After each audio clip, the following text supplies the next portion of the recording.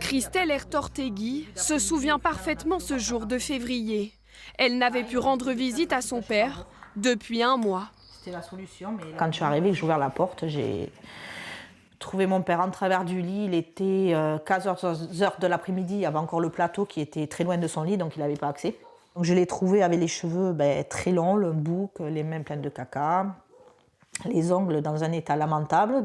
Là, je me suis dit, je le sors. Je le sors en urgence, ils sont en train de me le faire mourir.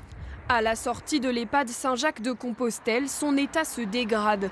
Christelle le transporte aux urgences. Elle apprend que son père, 76 ans, souffre d'un cancer généralisé en phase terminale. Dans le compte rendu, j'ai les examens qui parlent, où il y avait déjà des nodules détectés, donc cette masse en 2023 qui n'a jamais été contrôlée. Et la prise de sang parle également. Un mois après son décès, elle décide de porter plainte contre l'établissement pour homicide involontaire. Son avocate dénonce de graves manquements. L'EHPAD le savait.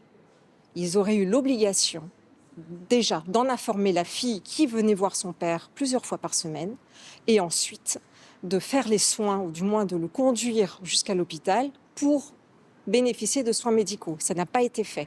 Dans le sillage de sa cliente, d'autres témoignages mettent en cause la structure médocaine. En novembre dernier, la mère de Christelle Gabriac, atteinte d'un cancer, décède 4 mois après son entrée à l'EHPAD. Elle a vécu pour moi un enfer. C'était la même tenue pendant 10 jours.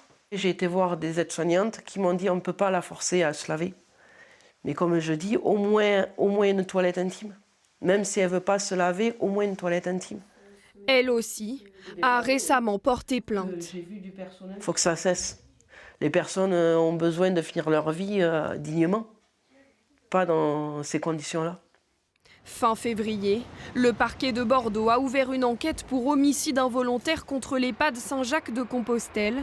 Contacté, le directeur de l'établissement n'a pas souhaité s'exprimer.